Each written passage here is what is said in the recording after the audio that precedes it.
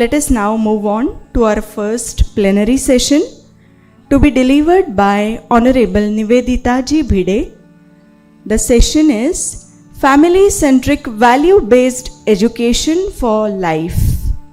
Her brief introduction for those who might have joined the live stream late.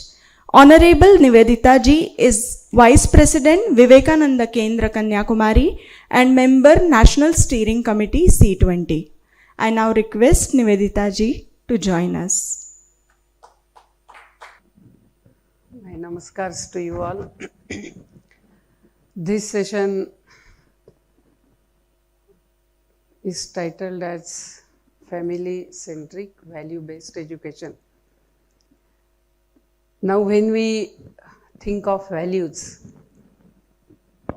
the values come from the vision. That is how we view the existence, or if there is any higher dimension of human life which is not seen, what is called variously as Atman, Ishvara, God or whatever, and we ourselves. How do we view these three things and its connections? So values come from vision. As it was mentioned by Dr. Gajanan Dangeji, Jivan Drushti and Jivan Shaili. So in that Jivan Drushti, there are two things inherent. One is vision of life, and from that vision come the values. So when we think of vision, in Indian traditions, whatever may be the God we are worshipping, not worshipping, whether formless, sakar, nirakar, but the vision in India is that everything is pervaded by Ishvara. That is, we see everything as one, interconnected, interrelated, interdependent. And this is in all parts of India. You go anywhere, you ask now vision and all is a bigger word, maybe in very interior. But if we just ask where is God, they say God is everywhere. So it is that one which is connecting everything which appears diverse. Not only in India, in many ancient traditions all over the world. This is how even today, wherever they are surviving, there also, they see nature not as separate from human being, but as expression or extension of the human being. So it's not that we work for nature.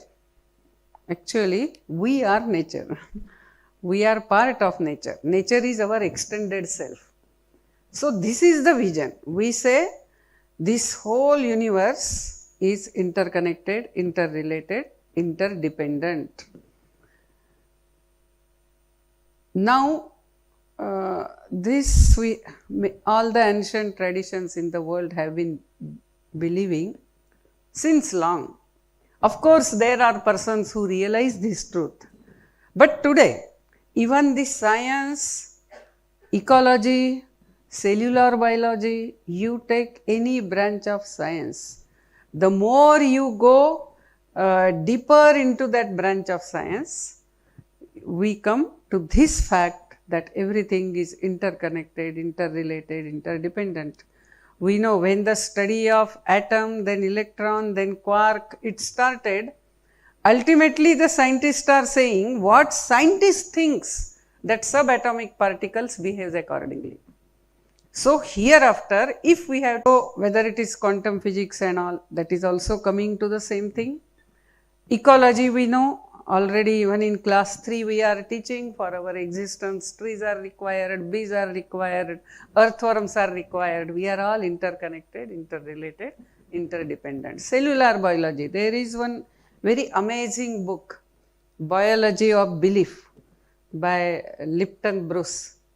So in that also, by taking the study of cells, he says ultimately what you think, how you believe, Accordingly, the DNAs have immense possibilities.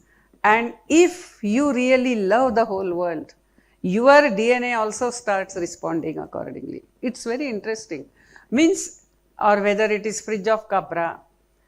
So, we can just multiply the examples. But the gist is, today, whether it is science or different parts of science, they all are coming to understanding this, that the truth of existence is oneness. We are not unconnected persons, whether from nature or from each other. We are not unconnected. We are interconnected, interdependent, interrelated. So, first is the truth of existence, and based on that or from that come the values. If our vision of life or the Jivan Drishti, if that is based on truth, then naturally it can help humanity to go for longer period. Unfortunately, in India, this is how all our philosophy is based on this vision of oneness, which is the truth of existence. As Swami Vivekananda's one very famous or very, I will say, very inspiring and impactful thought is, which I always quote, it's very wonderful. He says, the truth does not pay homage to society. The society has to pay homage to truth or perish. The truth does not pay homage to society. In society, suppose we all are becoming individualistic, atomized, and therefore, this truth of interconnectedness is not going to change. But because we are fashioning our life against the truth of existence of which we are part, if we are doing that, then the society is bound to perish. So, truth does not pay homage to society. The society has to pay homage to truth or perish. And therefore, if really we want to bring change, we want to really take humanity forward, protect our environment, the first thing is this inculcating this acceptance of vision of oneness is very essential. So, that is the first part. From that comes the values. Because everything is interconnected, interrelated, interdependent, we know that though these are all diverse things, they are not separate from me. They are my own extension. There is nothing like something other.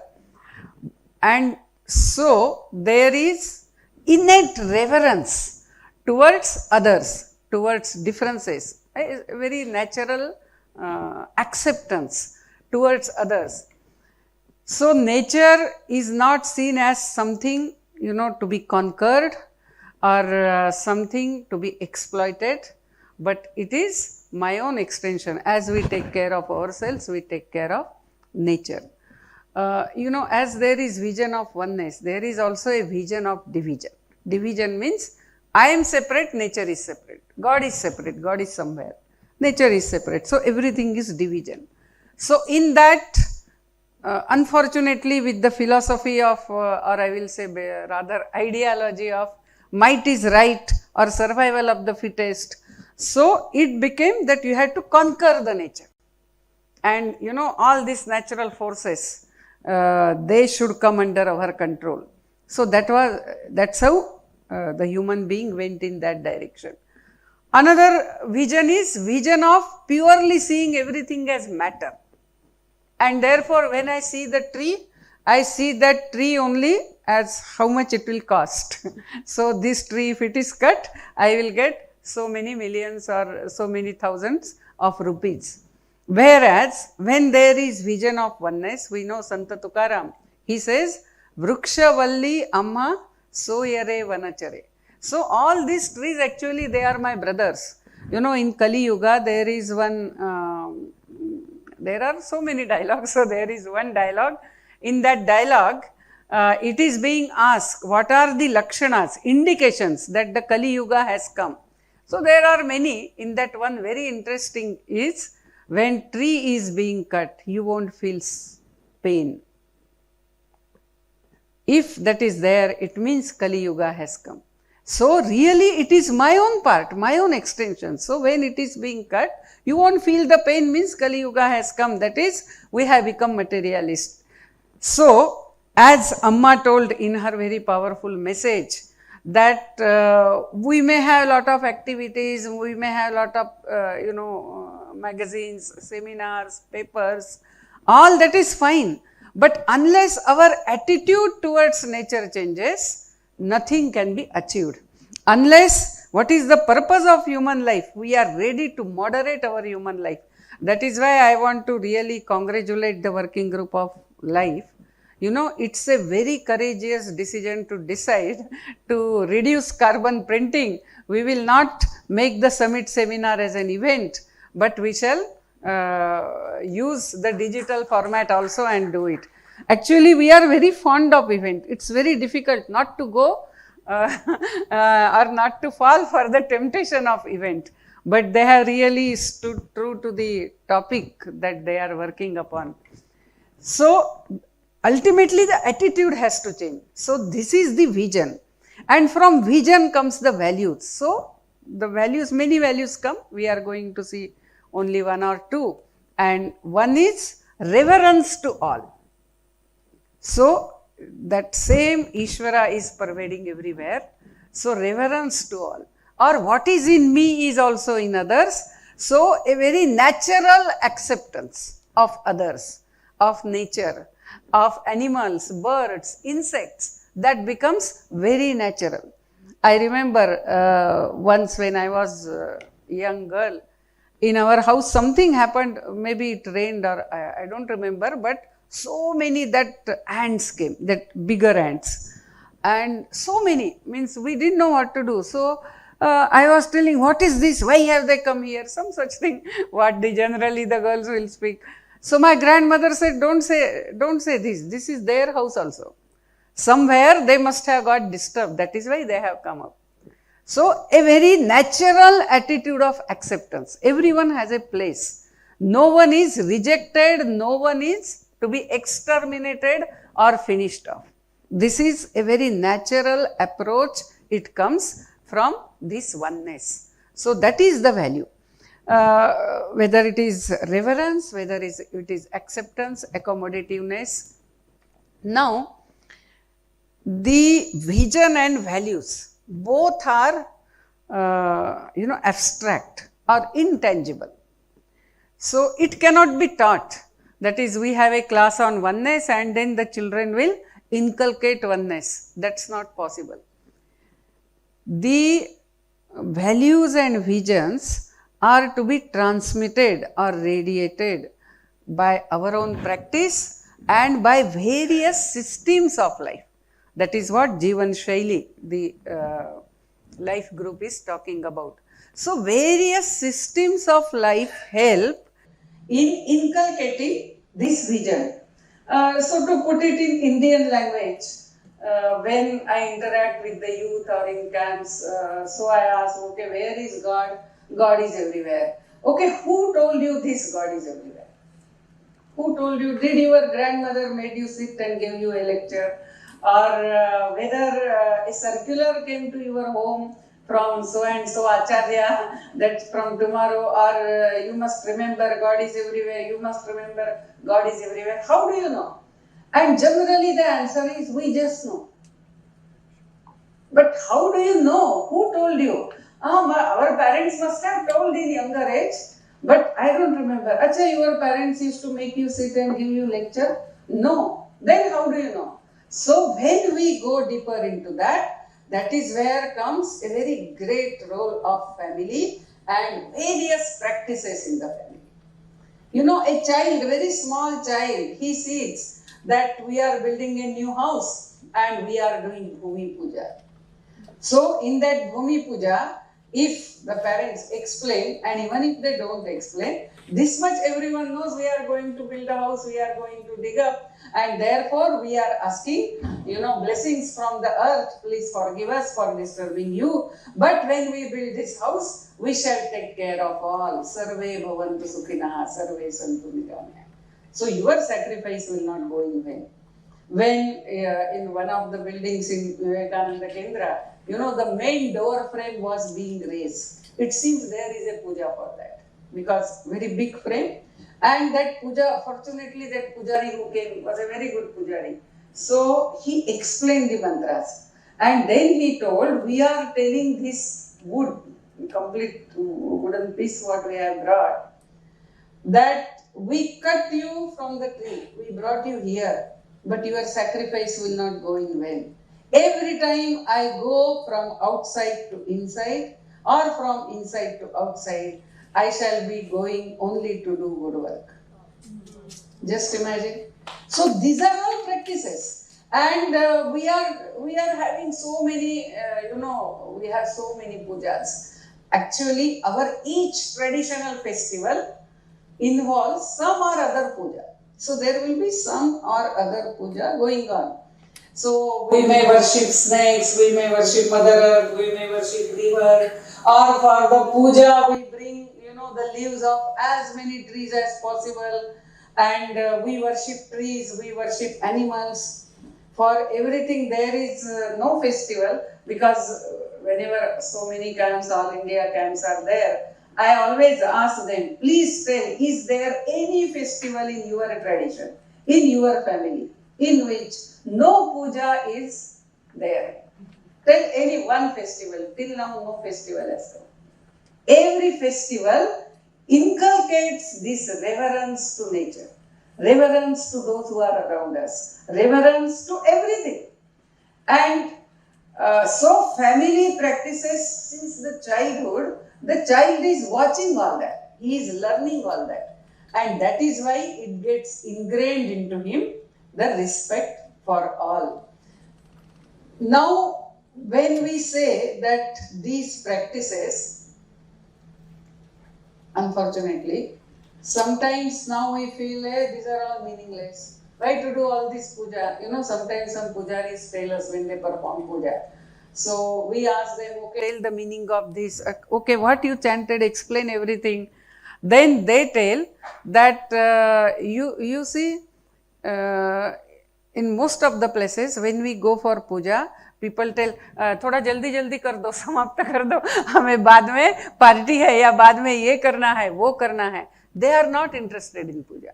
Means somewhere all these family practices, we are only doing it because my parents did, but somewhere its meaningfulness we are forgetting. So this vision and values, if are to be inculcated, these systems are also to be equally meaningful. Means we should explain why we are doing that to the children. Even without explaining, we are inculcating this vision. If we explain it, as our young man Shailesh Singhal, or here also I am meeting, so many are there who are working to protect environment, this working will become natural for them. They will be automatically motivated. They don't, such persons don't have to go to youth, to bring together so that they get into that. So somewhere our family practices, whether we are really doing meaningfully, whether we are still doing or we have given up, all that also we have to look into it.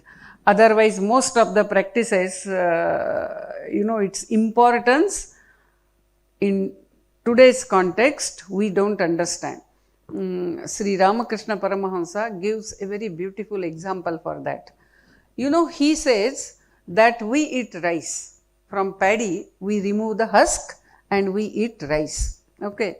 Now the rice from one crop to the next crop, how it is transmitted? By bowing the paddy, not the rice. We don't bow the rice, we bow the paddy. Now suppose so-called utilitarian approach person comes and he says that, look here, every time paddy we have to remove the husk and then eat the rice. So why are we bowing paddy? Let us directly bow rice, so we will get rice. No need of giving it and polishing it and removing the husk. If he does that and the rice is bought, we know we will not get anything. So, to transmit the rice from one crop to next crop, the husk is required. Similarly, to transmit the vision and values from one generation to next generation, these practices, rituals, and customs, these are all required. If we if we give up the practices, this vision and values cannot be transmitted. So, the rituals play very important role. Very sorry, huh? I had put some alarm, so that has gone. Okay. So, these practices are very much important to transmit vision and values which are abstract. So, apart from family traditions, we also have certain practices or certain ideas and understanding which are also again very important and which we have almost given up. So, in that one is Pancha Mahayajna. In that Pancha Mahayajna, only 2 yajnas I will mention. The one is Bhuta Yajna. In Bhuta Yajna, the concept, or Nara Yajna it is called as, the concept is every day I am getting food to eat. My family members are getting food to eat. So, at least one hungry stomach should get food from my family. So, in olden days, it seems, in Tamil Nadu, people tell me, some 60-70 years before, in every village, there will be a place where hungry person will come and wait. And from the families, they will bring food and feed that hungry person, and then they will take the food. Now, of course, this searching hungry person is not possible. You are staying in the 15th floor in a city. Where you go in search of that? So, Shankaracharya has told, so as the time changes, our system should become relevant in time. They can be modified, but they should not be given up. So, what he said, okay, you cannot go and search hungry person, but you can very well remove handful of rice and keep it aside. You keep it aside when the bag is full. You know there are many poor persons around, go to some house, known to you, unknown to you, give the bag of rice or wheat or whatever and give some 100 rupees with that and let them have good food. At least for few days that bag can be used. So, it is not only human beings, when you cook the food, even the Agni has right over it. So, we take little bit and put in the fire, and this is all through India. Even in interior parts of Arunachal Pradesh, as they cook the flour, they take little and put it in the fire. Then you have to give also for the insects. There is some mantra, it seems, for that. Only day before yesterday, someone was telling me that mantra. Then for insects, then for cow, for all the animals that are there in and around your house or inside your house. And then also for the one who may not have any facility to even cook, because swapacha it is called as. In those days, those who are excommunicated from the society. So, take one plate, put food on that or banana leaf and go and give it for them respectfully. That is how it was. So, Deva Yajna or Bhuta Yajna. Because you are getting food, you should nourish everything. Suppose you are doing something in Kanyakumari when they were going to do one yajna, and there that Shivacharya is fantastic. If you ask him, he gets more enthusiasm to explain everything. So, they when they dig, they pour water first, then milk, then coconut water and some navadhanyas, all that. So, I asked them, why are you doing that? He said, we are nourishing the bhumi. And then only the yajna is performed. After yajna is performed, again when everything cools down, you have to pour tender coconut water there, cool it down. So, you have troubled, and so you should take care. one person who has worked with one Janajati, he was telling, very interesting, that, and I know in Arunachal they do that Zoom cultivation, but this was different. So there the chief assigns the plots of land to each family, that you will work here, this time you will cultivate this patch, and like that it is done. But always one patch he leaves without any work, it is just left like that. So this person asked, why are you leaving it like that? See, if you work on that plot also, give it to someone, you will get so many quintals, so much money. He said, no, Mother Earth needs to heal and therefore she needs rest. So rest is given. In Zoom cultivation, every 12 years, for 1 year, the plot is given the rest, complete 1 year. You won't touch it. So this is what, in Orissa there is one practice, when they say Mother Earth, no one should dig anything. Like that festivals we have everywhere. So Mother Earth is to be given the rest. So whether it is animals, birds, everyone needs healing, everyone needs nourishing. And this is what Narayajna or Bhutayajna is meant. In that one more part is also there, Ishtapurta they call. That is, you must plant trees and you must build ponds, tanks, and we had communities for that. So you must get them and do that. So Ishtapurta it is called as. That was also part of our Mahayajna. Another yajna is Deva Yajna, and that is taking care of the nature. So you must plant trees, you must save the energy, you should not waste the thing, and like that it goes. But nowadays we don't even talk about these things in our families. One more very important thing, unfortunately, we have totally lost, and we may use that word, but we only mistranslate or misunderstand, and that is understanding of dharma.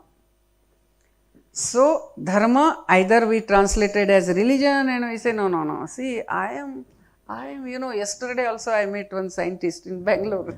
So he says, see, I am a pure research, I do pure research. So if there is any work Kendra is doing in public health, I will come for research. But I don't like this politics and religion and all that. No dharma business.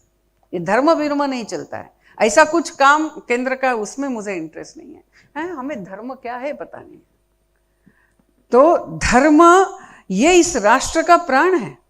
It is the soul of India. It is with dharma alone we can really protect human society, communities, families, and the whole nature. But today dharma has gone out of our vocabulary. Either we call it religion or we have limited it to only puja part. So who is more dharmic? The one who does, a lot of puja, or wears Rudrakshamala, or puts Gandha as I have put, or goes on pilgrimage. So that is, he is very dharmic. He may be, he may not be. Dharma is, it is our being. It is our expression in action of my oneness with others. So my family, I am part of my family, so I perform my duties with that oneness, with that love, with that, acceptance, a very spontaneous performance of duty. I do it towards the family, but not only family. My extended form is the society, is the nation, is the nature. So my duty towards all that, actually my real inner being, I express in my dharma. Dharma towards the nature, dharma towards the society, dharma towards the family. But today we don't even talk about it. Our children even don't know it. They have also understood dharma as religion. And whether this understanding of dharma can we bring back in our society? That is one biggest challenge for all of us. If dharma is again established, this is what Swami Vivekananda said, the people of India, for them, for dharma they will do anything. But unfortunately, our understanding of dharma has got restricted or has got distorted. If you correct that, the spiritual energy or or all the action of a person will get expressed in the good, in the interest of the nation, of the nature, of the society, of the family. So, this is my dharma, I should do that. I am taking food, I cannot waste food, it will be adharma if I waste food. Or I had to, I go out and everything, the light, fan, everything is on. Such a simple thing. Can in family parents tell, beta, you are doing adharma. If you are wasting the energy, you are doing adharma. Don't do that. Please put on the light. So, this understanding of dharma and this caring for nature, caring for society, that will have to be we will have to make it part of our life. Means that change of attitude, how does it take place? There are certain terms, there are certain actions. We have to combine that and go on again and again taking it to the children. So, this is what in family, the family is capable of doing that. Actually, family plays the biggest role in use of systems, and that is where transmitting vision and values. Now, coming to the another very important part, there are two things. One is intangible and another is tangible. So, this oneness, this reverence, this dharma, this is all in a way intangible. And tangible is, we see a very well-knit family, we see a very caring society, we see a very vibrant nation in the interest of the whole humanity, and we see reverence or protection of the nature of the environment. This will be the tangible, and this is intangible. When a person gets paralysis, his muscles are fine. Nothing is wrong with the muscles. What is wrong? That intangible nerves, they are not working. So, because the nerves are affected, the muscles cannot work. Today, we are suffering from loss of this intangible in our society. And we are working outside on tangible, it is not going to improve.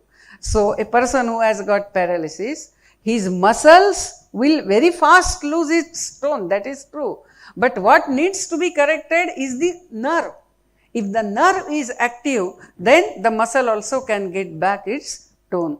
So, today this intangible we are losing, this intangible is affected, and that is where also we have to work. So, oneness or dharma and this duty towards all. Now, when we talk of dharma, along with dharma in India comes three more things which we cannot ignore, that those four things are together, and that is dharma, artha, kama and moksha. So, we are not saying your life should be only sacrifice. No, our rishis were most practical and natural. Because of that only this civilization has survived all these years. And if we want human civilization to survive, this ancient wisdom or knowledge systems of India will have to be adopted all over in the human society. So, this dharma, artha, kama, moksha, artha and kama we know is all desires, artha is the means to fulfill the desires. Now, this is very natural in human beings as well as in animals. Animals also strive for artha and kama, they have desires, they have their desires limited within their instinct, and they also go for artha. A dog, if you put 4 rotis, stray dog, not the home dog. Home dog knows he is going to get next meals. But the stray dog, if you give 4 rotis and suppose his stomach is full, you know what it does? That one roti, it will keep hiding because he wants to eat later. That is his insurance for the next meal. The dog can think of insurance only till the next meal. But the human beings, they do it for 7 generations. Now, they will try to save and earn for 7 generations because they forget somewhere, only not my family, even the society, the nature, it's all my extended. So, I have to take care of all that. if human being also works only for artha and kama and forgets that the ultimate objective of human life is to realize who I am. I was there even before I got this body, and I will be there even after this body is gone. That all of us feel very instinctively. So who is that me? Who is that I? I must try to realize it. So that moksha, that is ultimate goal. But if we live only for artha and kama, there is no difference between animals and human beings. This is what people say. But animals, once their stomach is full, they will not disturb the nature, and human being, he will destroy everything because he has limitless intelligence. So he becomes worse than animals, and therefore to regulate, to moderate, and also to make human being strive to take care of all these collectives, family, society, nation, and nature, and also ultimately to realize who is he, which has manifested as all this. Dharma plays the most important role. This dharma, as there are certain terms of different civilizations, Kaizen, perestroika, and some such terms have become universalized. Can dharma become a universal word understanding the value, the practice in the whole human society? It is the dharma which makes human being as human being, the practice of dharma. And if dharma is not practiced, then we know the disintegration at every level starts. Disintegration, that is the disturbance in the nature, disintegration of the communities, disintegration of the families, and disintegration even of the human being. Body, mind, intellect also are not together. A man cannot sleep because though the body is tired, the mind is not ready. All three things are different, pulling in different direction, and therefore this dharma becomes, the practice of dharma becomes very important. But now there are challenges in that. When we say that this value based education should be there are great many challenges today in the present education system, in social media discourse, or whatever. Today the whole human life is actually measured in the parameters of only artha and kama. So suppose a woman, highly educated, but she doesn't go for job. She takes care of family, maybe she is doing some NGO work or whatever it is. So people say, what is the use of your engineering? So we are not studying only to get job.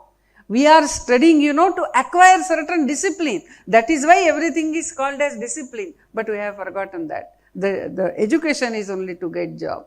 Everything is interpreted, is evaluated only in this artha and kama.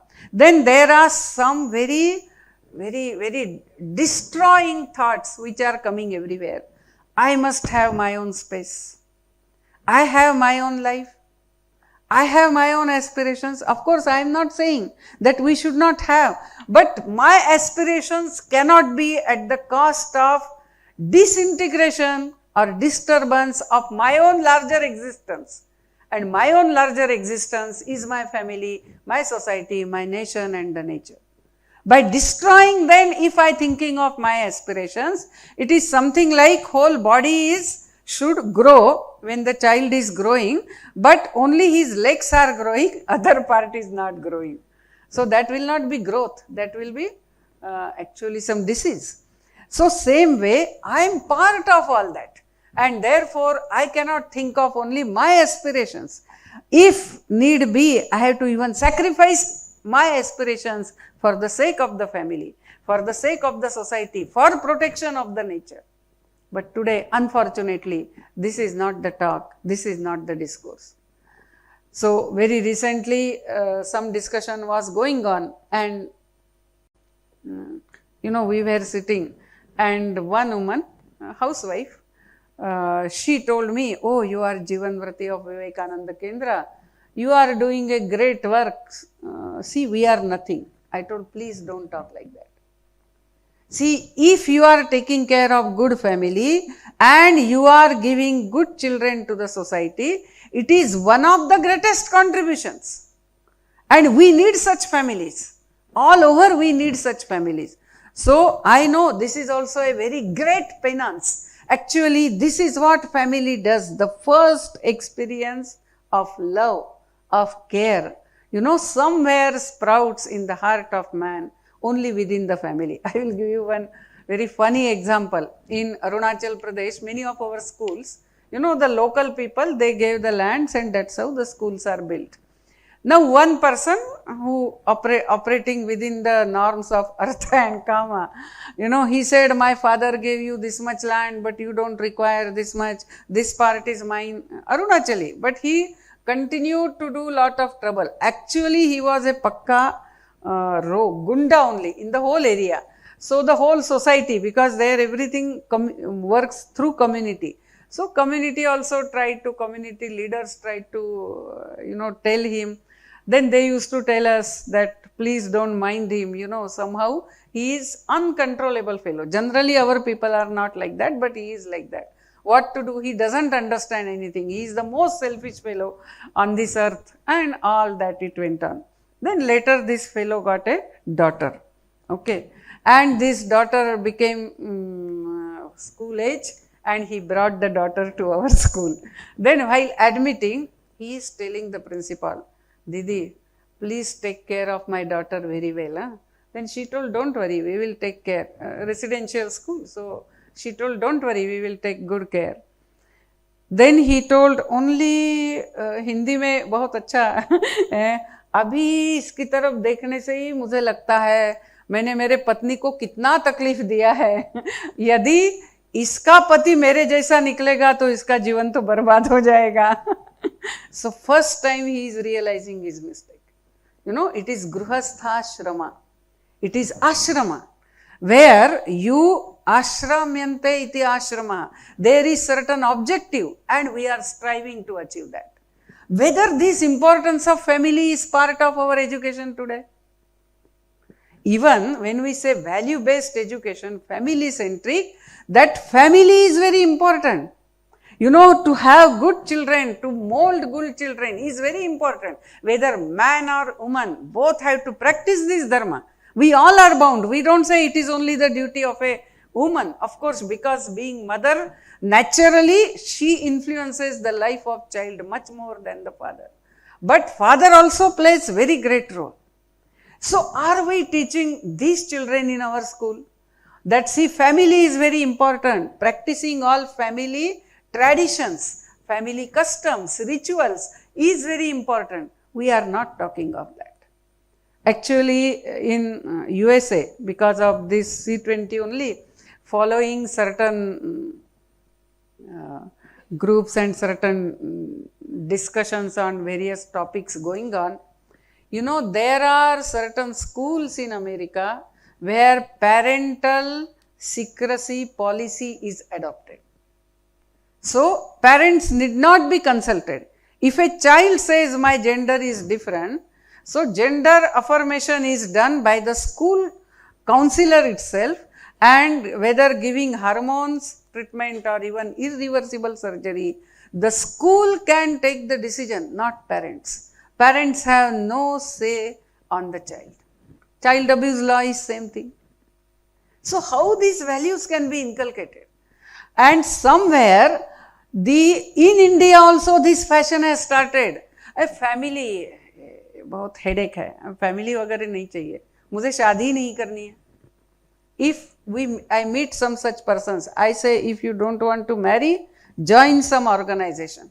Because organization is also equal discipline and it will discipline you. Don't live only for yourself.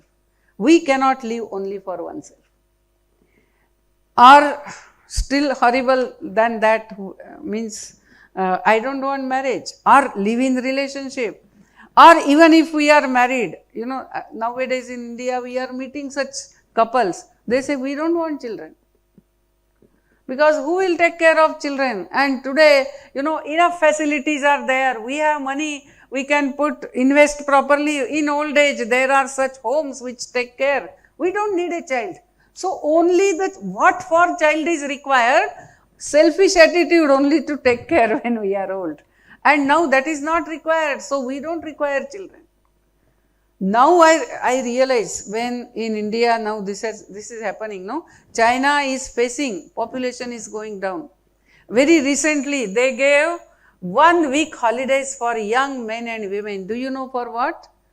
To fall in love and marry. So they gave holidays. No one wants to marry. This is the situation. Their population, they have a problem. Today, if India is doing economically well, it is because of the youngest population is available in India. Population is not a burden. But somewhere that was told again and again.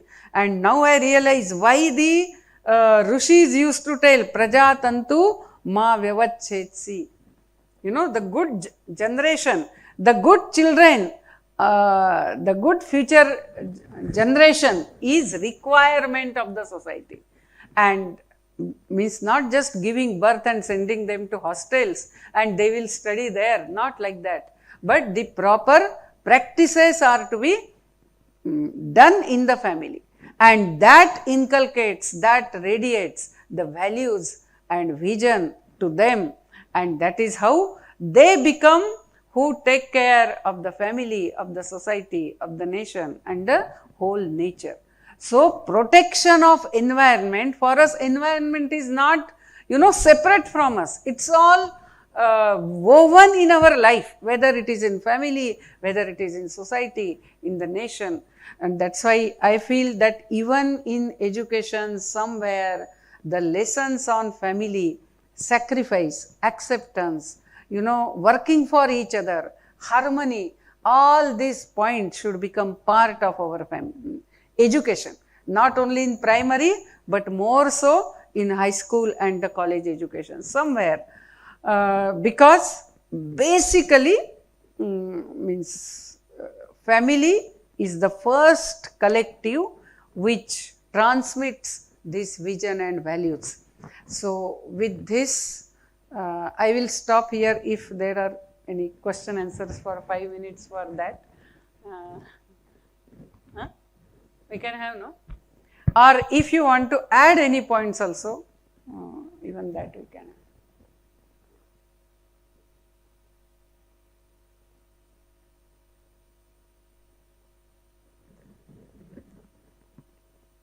Yes.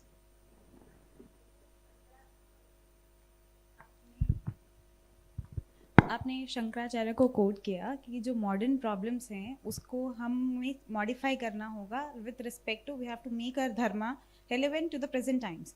Am I right in that sense? Yeah.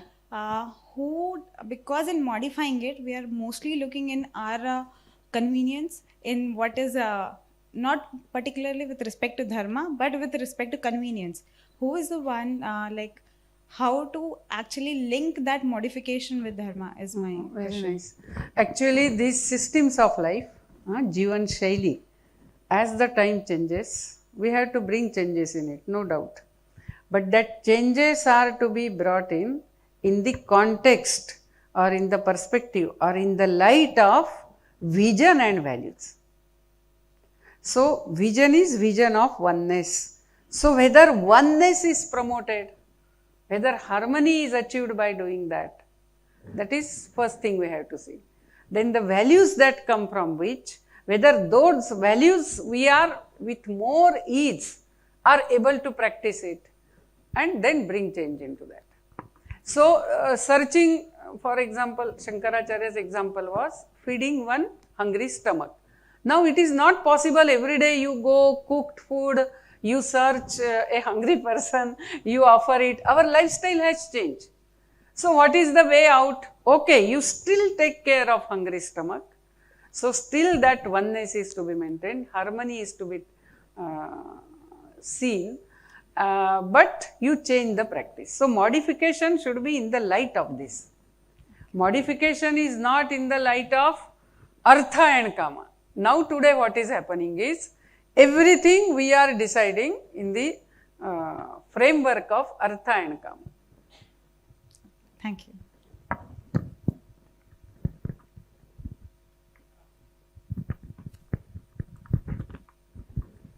माँ, आपने जो पूरा एक विषय रखा और बताया हम सबके बीच में, दो प्रश्न मेरे मन में ऐसे आ रहे थे और मैं सोचा शायद you would be able to help us understand that more. One is when you talk about what would rather you give a vision to the young people of India or to the youth of India, how can individual actions lead to the collective consciousness that you were talking about? I do something can really evolve to what even you said in the inaugural session, to the higher purpose. It may go up and down, but it has to keep going up. How can we as individual actions collectively reach that stage? As a district, as a state, as a region, as a country, and then of course to the universe. And the second is when we talk about the collectiveness that you mentioned, and the purpose of life is to, the larger purpose of life is to understand who am I? Why am I here? And then in between that, there's a conflict of artha and kama. From dharma to moksha, those are also the two parts that come, and then the grihastha ashram. How can one drive a balance from dharma to moksha with this grihastha ashram coming in between? See, individual action when performed, with collective consciousness, that is, I am part of this samashti or collectivity. If that is done, the individual action is never at variance of the interest of the collectivity. First thing. Second thing, anyway the action has to be at individual level, there is no doubt. But action cannot be for individual. Action has to be I as part of the samashti or only for the samashti. Only these two choices in that individual action. So that is first part. Second, what was it? Dharma, artha, kama, moksha. See, we don't look down upon artha and kama. Not at all. Actually, in Bhagavad Gita, Bhagavan Sri Krishna says, Dharma viruddho bhuteshu kamosmi bharatarshava. That is the kama, the desire, which is not against dharma, is me only. That is divine.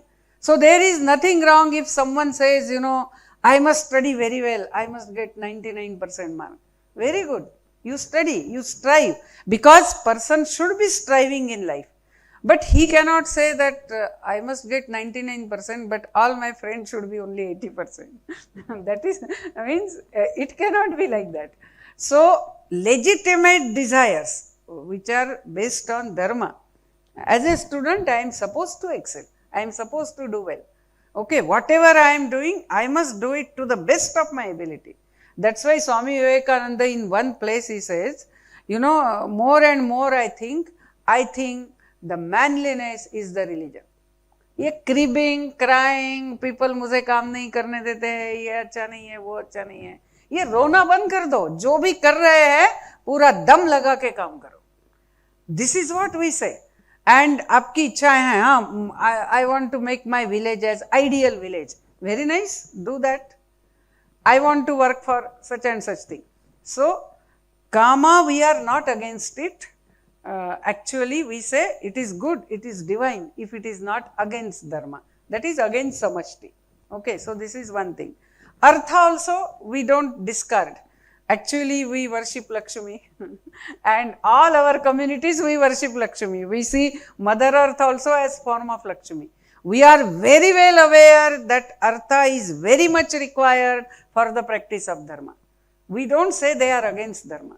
So, yes, we must make our country, हम कहते हैं ना, full of affluence, वैभवशाली. हम करना चाहते हैं.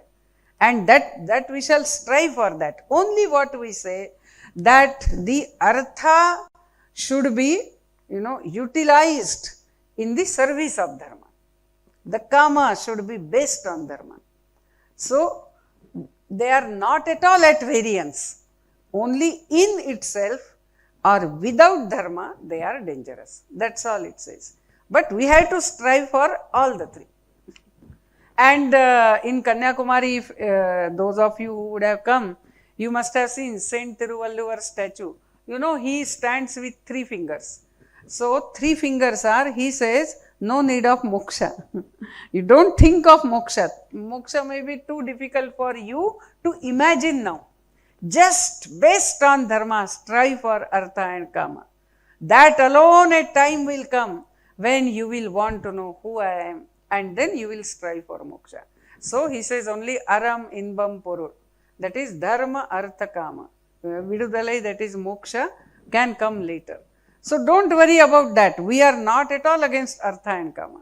Only it should be based on dharma, it should be interest on the samashti, it should not lead to any disintegration, whether of nature, whether of society, whether of family. That's all it means.